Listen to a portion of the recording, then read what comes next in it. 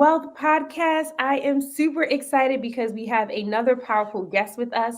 This is the show where we invite entrepreneurs and business owners who are the wealthiest in the world to share their journey from where they just started to where they are now in order to motivate and inspire other business owners who are looking to scale your business. I'm your host, Shamar Star Cox. I'm a TV producer and a marketing coach. My goal is to help business owners create content that is binge worthy in order for you to attract your ideal customers and then convert your followers into customers.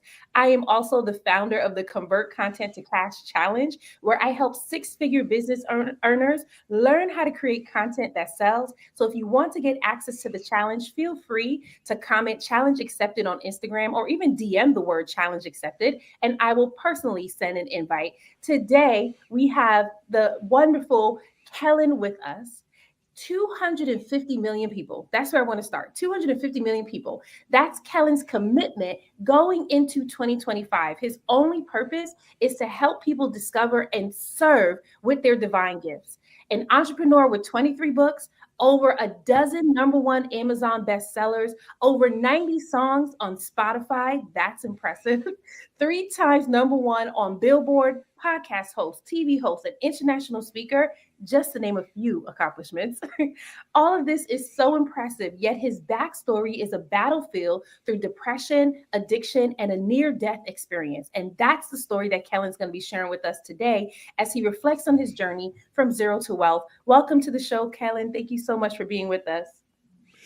Thank you. And I'm grateful, first of all, to you. Doing this kind of work is a labor of love. So I honor you for the work you're doing to add good to the world, to bless people's lives, and to help them with their marketing and whatever else, all those things you listed, so that they can make their messages known and add good to the world. So thank you. You are so welcome, and thank you so much for pulling that out. Now, I want to hear about your story. So take us on your journey from where you started to where you are now. What were the struggles you faced? What were any aha moments that you made that made you realize that you were on the right path? Oh, cool. Do we have 3 hours? No, we got 30 minutes. Oh, 30 minutes. Okay. All right. That's all good. So I was raised in a two-parent home that it looked normal from the outside. It was a lot of fanatic behavior enforcement with discipline that today would be felony child abuse, focused around religion and that sort of thing. And lots of people have struggles in their childhood, so I'm not unique in that fashion. How it left me was struggling for all of my life until I was 52 with depression and believing that I was never going to be good enough and spending my whole life trying to prove that I was okay. At 52, I had a divine intervention. During all those years, I created big corporate success. But because I struggled with depression, I had a lot of self-sabotage, where I would build big success and tear it down, build it up, tear it down. I did that over and over again. And that included huge addictions, like a $3,000 a week cocaine habit and making enough money that didn't matter, and all kinds of horrible things like that. Multiple ruined relationships and, just the sort of movie-worthy, holy crap stuff that ruins lives. In 2007, I had an amazing experience happen to me, which isn't the near-death experience, but it woke me up and allowed me to make a decision to walk away from everything and start over. And in the last 17 and a half years, I made a decision that I was going to discover who I really was, what I was meant to do, and then go do that no matter what else happened. That's what I was going to do. So I've been on that journey for 17 and a half years, and that's when I became an author. I started to write about these things and document my own journey out of hell and, deciding that I owned my life instead of living it according to some other script. And I worked on that and wrote books and started all that for 11 years until 2018. I'd created by then many books. Created a successful worldwide coaching practice and done a bunch of really cool stuff, including that Billboard stuff, and was in a choir that charted number one on Billboard and all that cool stuff. In 2018, I got sick and had I died. I contracted a fatal illness and died in the intensive care unit of the hospital here in town. And that was the title of this, which is how that near-death experience happened. So I'll pause there for a sec, and that's just like a 50,000-foot flyover up to 2018. Are we good? Yeah, you know what? I really love your story. And I love that I had typed this inside the chat, self-sabotage. You had this self-sabotage going where you would build success and then break it down, build success and then break it down. And then, of course, you had this encounter or divine intervention that set you on a new track in your life. And that new track happened at 52. That to me is so impressive because there are so many people who are listening right now where they feel like at 50, life is over. But then life really was over for you. I started, yeah, that happened later in 11 years later, but you're right. At 52, I finally woke up and I began the life that I love now. And today I preach about, something called your ultimate life. And it's a life of purpose, prosperity, and joy that you create by serving with your gifts and talents and also making money with them. And so making good cash is a part of this whole thing. But it's not difficult because when you finally figure out who the heck you are, what your real gifts and skills are, and you temper that with all that you've learned in your life experience, you have something really valuable to offer. So it's not difficult to get paid for those valuable things. The difficulty comes with the huge accumulation of stories that we have about not good enough. Like self-sabotage that you mentioned was huge. I had been in multiple C-suite positions, like not trivial things, making enough money that all that thousands a week in drugs was not even a problem. I was able to live that way, and it was horrific. And I'd attempted suicide twice before I was 52, and all of it. And so when life changed at 52, and that event is not the subject of today, but it set me on a new path that said, okay, I don't know where I'm going, and I don't know how to do this, and nothing miraculous happened to change who I was.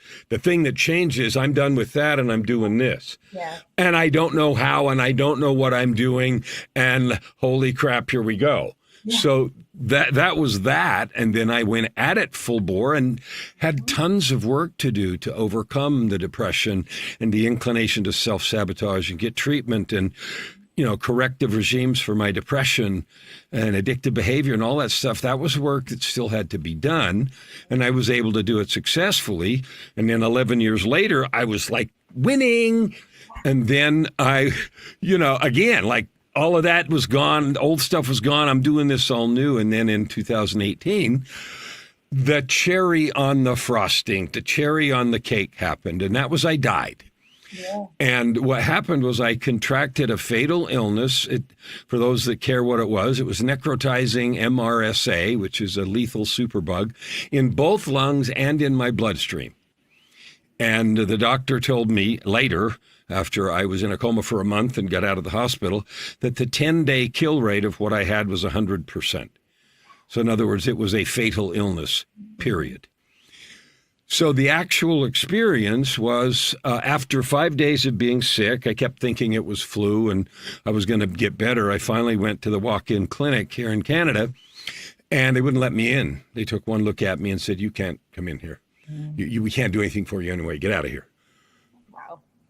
Okay, so we went to I'm like, yeah, okay. So we went to the ER, and in the ER, it might be an hour, it might be 2, it might be 3, depends on how many people are there. In 10 minutes, I was in a private room.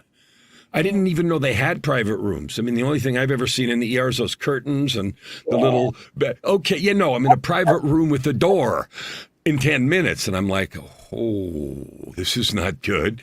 And then in 10 more minutes, the doctor's in there. And, it's like everything is like right now.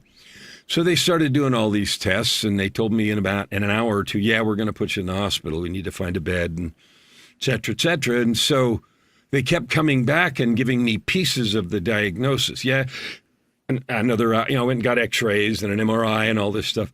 Yeah, you have pneumonia. And they came back, yeah, you have pneumonia in both lungs. Yeah, there's something else going on that's worse. We don't know what this is, but this is like serious. So then they admitted me to the hospital. And by this time it was evening because each of those, it was another hour while they went and did some stuff, right? Yeah. And they came and they took me up to a private room. Like I wasn't sharing a room. I'm in a private room. And none of this is good. I'm like, okay, this is not okay. Like whatever. Finally, and the doctor came in and said, we think we're going to have to put you in the ICU. Mm. Okay. Then they came back in a little bit. Yeah, we're going to put you in biological isolation. Double doors and airlocks and the whole thing. Okay. And then they came back the final time and said, do we have permission to intubate you and do anything we need to do to preserve your life? Wow. Right. Yeah. What?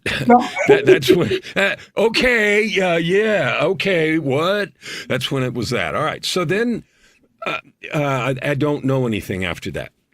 But there's one other thing. I went into meditation because I've been a long-time practitioner of meditation, and I could feel something really weird. I could feel my body and my spirit unzipping like a zipper. So I had the sense that I was dying. So I grabbed my phone. I'd sent my wife home when they told us they were going to admit me to the hospital because we had dogs at home and, and cats and whatever. And I said, come back in the morning. They're going to admit me and everything. So at this point, I sent her a text and I said, and I could barely operate my phone because I was trembling so badly at this point, but it had 3 lines. ICU, isolation/intubation. And the third line was, I may be dying. And she didn't see that because by now it was 11:30 or 12 o'clock at night or something. And so about 2 in the morning, she got a call from the hospital, the one you never want to get. And the nurse said to her, are you coming? And she said, what? And then she saw my text, right? Okay, yeah. And so you can imagine what happened after that. All right. Well, anyway, I died. I flatlined in the ICU at that point. And I don't physically know anything until some 17 days later when I came out of the coma. But what happened spiritually on the other side is I sat up and I was horizontal and I sat up like I was on the stretcher now in the thing. And I couldn't see all the tubes and things of the doctor's room. I saw pictures of it later and I'm like, okay. That actually was restrained. I was restrained on a bed in the ICU, blah, blah, blah. So anyway, I sat up and the room was kind of gray, like photo card gray, a little foggy. And I looked around and I could see over my left shoulder a doorway. And for some reason, I wanted to be at that doorway. So then I was standing at the door. And I'm leaning on the door jamb on my right shoulder. And then I noticed my side of the door is gray and the other side of the doorway was white. And I looked over and I realized there was somebody standing on the other side, leaning on that door jamb, like right there. Mm-hmm. And that individual looked at me and he said, do you want to come home?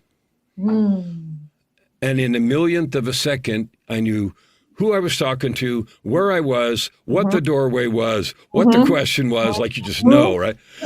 And I'm like, okay. And so we talked about everything that had happened from 11 years before, the extraordinary event and what I'd built and what I was trying to do and all the rest. And I finally said, we just talked about it. I finally said, I'm not done. Come on now. Come on. I said, I'm not done. Oh, good. And he said, okay. And so the next day, and people always ask, how did you know it was the next day? I have no idea, but it was the next day. Okay. Right. And the next day I'm back at the door, same thing, I'm standing there. He said, okay. And the topic of the previous day didn't come up. Like, that's done. You decided. Because I'm sure when I said I'm not done, that's when they were able to restart my heart. Right. I'm quite sure that's when that happened. But anyway, so what are you going to do then? And I said, well, and I talked about my coaching practice and the books I'd written and stuff like that. And then I had an experience that I don't have language to describe. The best that I can do is if any of your listeners have seen that old movie Contact, which is a movie from the 90s with Jodie Foster about aliens and going Oh, through yeah. journeys in the universe and stuff like that. It was like that. I felt like I was on a ride through the universe and saw and heard and felt. I felt like I was being fed with a fire hose. And if I wasn't in some kind of a protective bubble, I would have been incinerated in an instant. But Wow. saw everything, the whole glories and stuff I can't even Mm. describe. And Mm-hmm. that went on for a long, long time. It felt like who knows how long Right. long Right. it is, right? Could have been 2 seconds, but it It was. felt like an eternity. But anyway, eventually we're back at the door and I'm breathless Mm. with excitement and overwhelm and everything. But four things had become absolutely clear to me. Number one is that each of us, you, every single one of your listeners, Mhm. we are all intentional, lovingly crafted divine creations, period. There are no accidents. There's nothing incidental. There's no bit players in this movie. You are intentionally and lovingly created. That's an absolute fundamental truth. The second thing is you and I, each of us, have a mission, a purpose that we not only agreed to, but we were stoked about before we came. Mhm.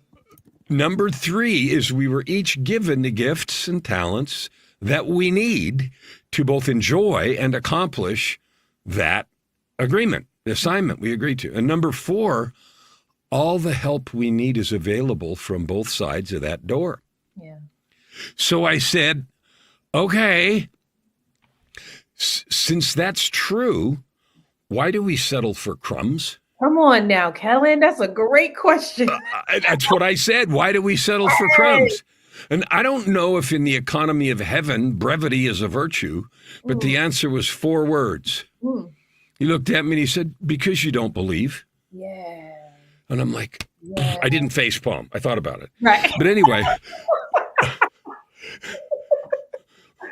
and Wow. I said, okay, duh.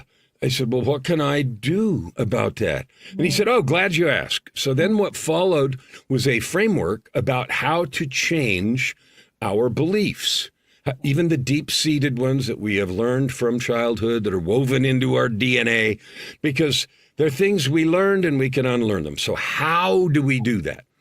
And I wrote a book about this whole experience called Meeting God at the Door. And then I wrote a second book called The Book of Context, which is the name and the framework that I was given then about how to change those beliefs. And so it's a companion book, and I wrote them separately because it really isn't, it was too much, first of all, and so then it was not part of the experience. But anyway, so that was that, and that visit felt like really, really long. I mean, that second conversation, that part was just long. The visit and the journey, and then that whole conversation. The third day, the next day, I'm back at the door, and this time I felt like somebody sitting on one of those bouncy balls on a desk. I'm boing, boing, boing, boing. I'm repeating everything in my mind, going over this context framework and all this stuff. And back to the door, and here we are again. And this time the interview was just one question. He looked at me and he said, are you sure? And I felt like I was hyperventilating. I thought, what do you mean, am I sure? Am I stupid? Am I wrong? Am I biting off more than I can chew? Like, what? Am I sure? Hello? That's what I felt like, right? And so we talked about it from every possible angle that I could think of. And finally, I said, I'm sure. And he said, okay. And nothing was said, but the conversation ended with a finality that I knew we were done. Mm-hmm.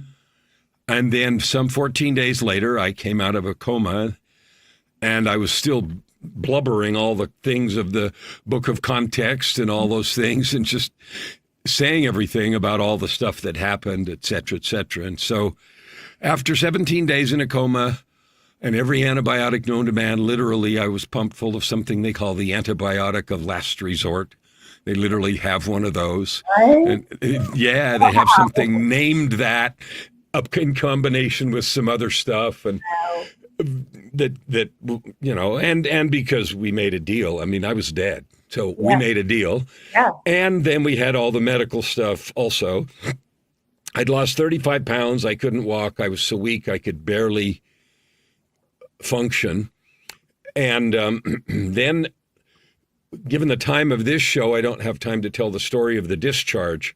But the discharge was another miracle that was a demonstration of the power of the framework in the book of context. Yeah. But anyway, so after about a month in the hospital total, I was out and had to learn to walk again and start all over. And I view the whole thing as a beautiful blessing. I've since learned to walk and they told me my lungs would probably never be okay because that ravaged them.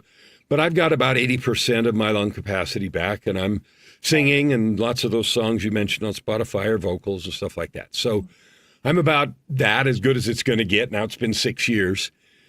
And that's what happened. And what it solidified in me is two things. One, I gave a talk about this right afterwards, about 2 or 3 months after, in October of 18. One of the questions in the audience was, predictably, what's the biggest difference for you since that happened? And I hadn't really prepared for questions. And while I was thinking about it, I heard my mouth open and say, I no longer experience fear. That part. Yeah. And so that's true. But it has committed me absolutely to helping millions, hundreds of millions of people understand who you really are. The resources that are available to you, the value of your soul and your life experience, so that you can live that ultimate life of purpose, prosperity, and joy. So there's the end of the story. Whew, but not really the end now, is it? It's still not even close. What I love close. so much about your story is I just keep thinking about age, right? Like when I interjected before, you were at 52 when you started life over. And continued on into your purpose. And then you had to be in your 60s, like late 60s, when you actually died. And here was Jesus. You meet Jesus at the door. And I love it because it's a door, right? Unless you know it's a choice. Like you can walk through this door, you can stay on the other side of the door. Like you were literally straddling life and death. It's amazing. There was no expectation about what the answer could be. Right. The energy was such that there was going to be an answer. Yes. But whatever. Do you want to come home? But I love your answer because it could have been like, I lived a long life. I did a lot. The first 52 years was trash. I'm ready to go. But you were just like, no, I'm just getting started. Like 11 years of purpose. There's so much more in me. Put me back in, coach. Like that's what So I was 63 when that happened. I'll be 69 next month. Okay. Because it's been 6 years since that happened. And literally, for anybody out there that thinks 50's done, I'm just getting started. And I have back problems, and I use a cane, and my lungs are only 80%, and I couldn't care less. Oh, so good. That's the part that I love, because a lot of times we count ourselves out. I'm too old. I'm not skilled enough. I don't have this. I don't have that. And here you were like, put me back in, coach. And then just walking away with this knowledge. You ask Jesus, why are we settling for crumbs? And he says, because you don't believe, which is true. We have some people on Instagram right now who's writing like, this is so true. It's really hard for a lot of people to believe. It's like we need to see it first before we believe. But here you are with this experience. And now because of it, you can be able to impact millions, hundreds of millions of people with this message so they can walk in their divine purpose. And one thing that I really love that you said, I had to write this in the chat, we were intentionally and lovingly created. And another thing you said was we all have a mission and a purpose that we were excited about before we even got here. That's right here. And yet life happens to like stomp that out of us. And we're trying to either get back to that or just leave it all together. But here you are, someone who's like, no, I'm going to help you to believe. And I'm going to help you to walk in this purpose. Did you want to add something else? I love it. That is the truth.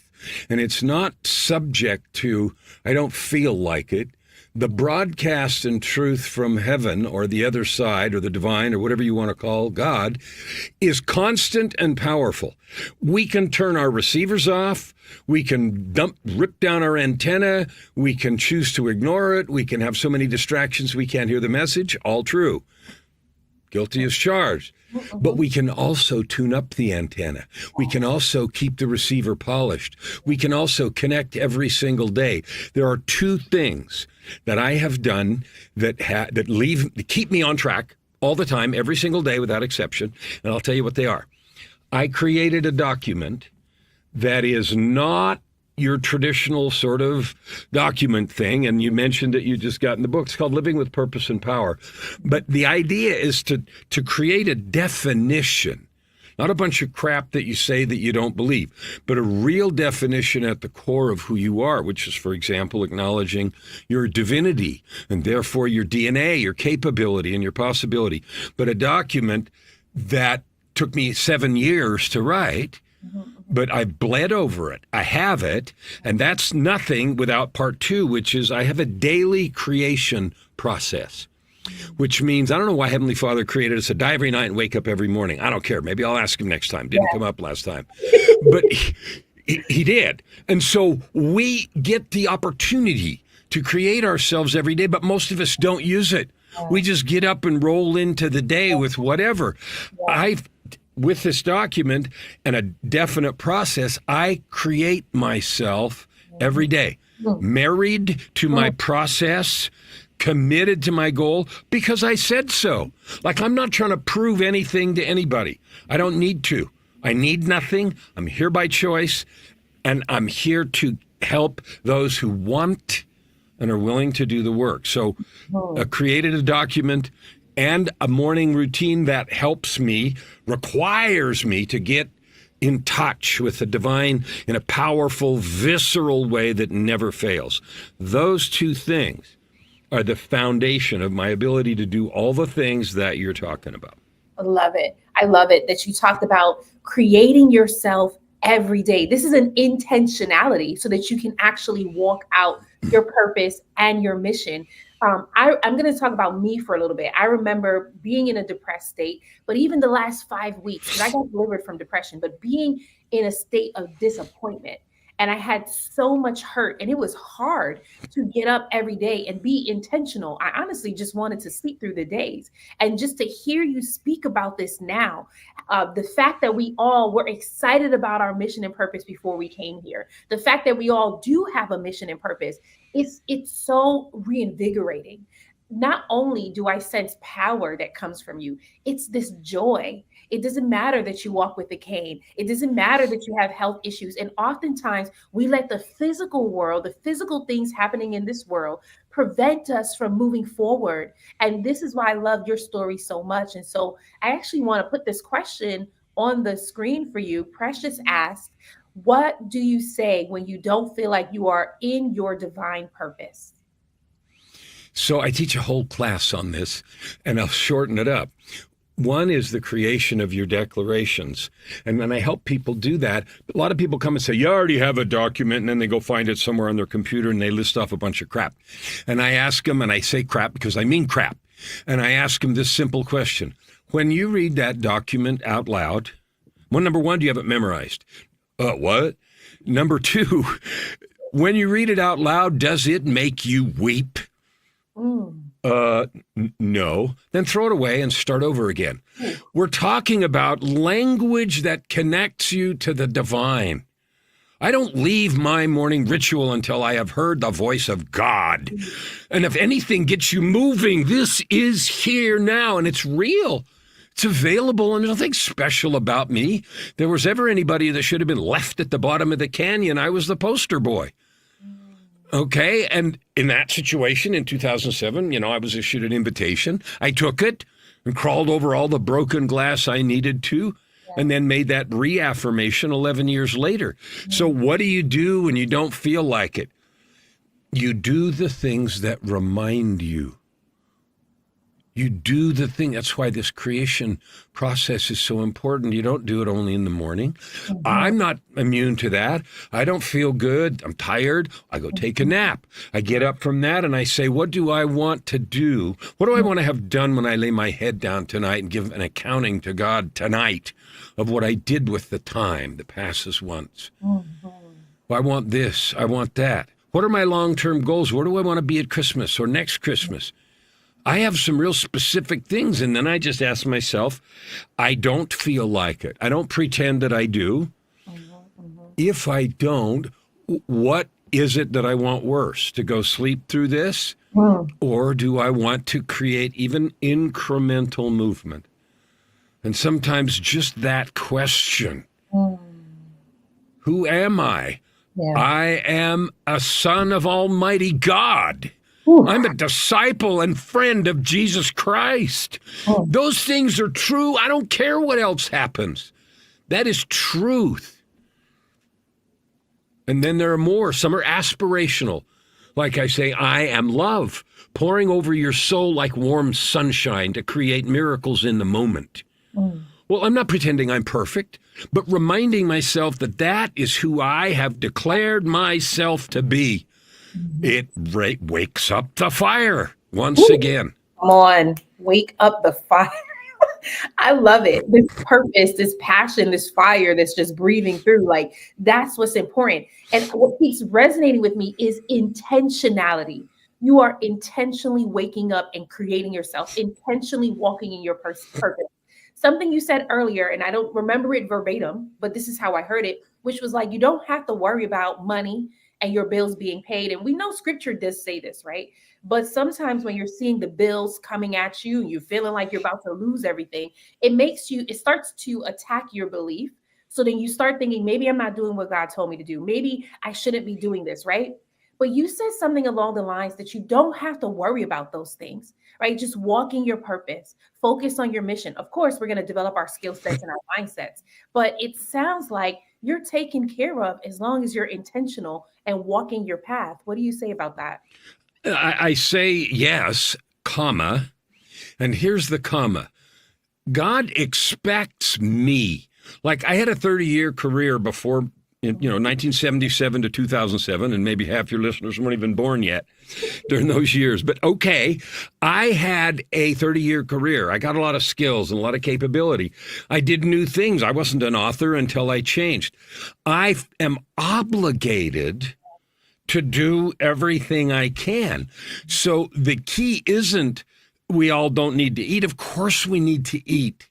We need to pay rent. We need to buy cars and do whatever it is.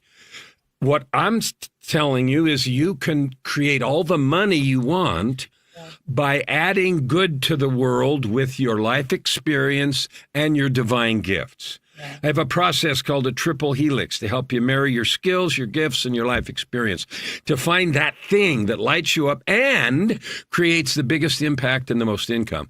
This is not, Heavenly Father is not stupid. He doesn't think we don't need that. He will guide us to be able to do things. And writing books for me, making music for one, running a coaching program. So I go to work and I market and I do the things that are there, but I do it every time, every minute of every day, connected to the purpose and trusting. Absolutely, one of my phrases is, I am peace, that comes from unconditional surrender. And surrender doesn't mean abdication. It means that I actually have no flipping clue what's in God's playbook. And I learned to stop caring about that because my playbook through life can't be that hard and it's got a lot of success, right? And this kind of stuff. And it never happens according to my timing and my structure. So I just tossed it out.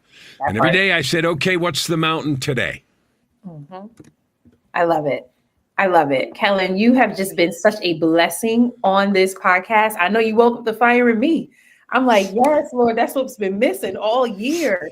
And so I want you to share with us, I just shared your link to Design Your Ultimate Life, if you wanted to share a little bit more about that. And then I also shared the link to your book, dreambuildwriteit.com. So do you want to share a little bit about that so people can be able to So dreambuildwriteit.com is a challenge that we just finished running last week.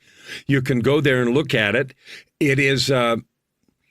I help people write books and tell their stories because so many people like me, like you, like many of your listeners, and many of my podcast people who listen to mine are folks that feel like they have a mission, but they're afraid to, own it or do something with it or create a book or a program or whatever to serve with it. So getting yourultimatelife.ca, is that one of the links that you shared? Yes. Yep, right here. Mhm. Okay, yourultimatelife.ca is a place where you can get 5 master keys to create your ultimate life. They're not, that doesn't cost any money, but it does take some work because it's not push button. We don't live in a download and double click world when you're really trying to climb the mountain of growth. And so, we think that everything should be solved in the length of a TV sitcom. Yeah. And the truth is, life is a mountain without a top. So fall in love with the process, trust the designer, and get off your ass and get moving. I love it. Fall in love with the process. There's so many people who talk about that, but just hearing your story, it's like we should just fall in love with the process, because what's driving us crazy is I want this to happen right now. I just started 5 minutes ago. I want this to happen right now. And it's like, that's not how this works. I gave that disease a name. I called it the MST disease, MST, and it's manner, size, and time. So we treat God like a cosmic vending machine. We do a bunch of stuff that we imagine ought to work, and then we wonder why things don't show up in the manner we want, the size we want, and the timing we want. And guess what? They never will. So I threw that out. Check. Do I have the MST disease? Am I frustrated because it didn't happen the way I want, when I wanted, the amount I wanted? Gold bars on the porch from Amazon or whatever? Hello? That's not how it works, because the playbook of heaven is to make the most out of me. Come on. And I can say that happened when you said to God, put me back in. I'm not ready to go yet. So you can touch so many more people. So I know that we are out of time now. I just want to thank you again for joining us. If you want to get access to Kellan, you can go ahead and download his documents. Well, you said it was classes that they can access. It's So 5 video series there. I had a URL on the screen, Kellan Flukiger Media, kellanflukigermedia.com. There's a bunch of stuff there, shows books, and there's a link to get a hold of me if you want to, and a bunch of stuff. So that's a place to go see more if you're interested in checking out things. It's kind of a home base place. Yeah, love it. And check out his podcast. I have been binging it, and it is very powerful. Do you want to give the name for it? Oh, it's called Your Ultimate Life. YourUltimateLifePodcast.com is the website for it. But yeah, Your Ultimate Life, it's on all the podcast places, Apple and Amazon and iTunes and Spotify and Yo Mama Production and whatever, right? So it's everywhere. And I'm almost to 1,000 episodes. Like I just recorded episode 930 something yesterday. So congratulations. You are really moving and hitting this impact. So thank you again, Kellan, for joining us. Thank you for everyone who was tuning in, engaging with us. This is the Wisdom to Wealth podcast. As we always say, make sure that you grab some of these wisdom, plant it so that you can sow it. And then when you reap it, it'll turn into wealth. I hope you all have a wonderful day.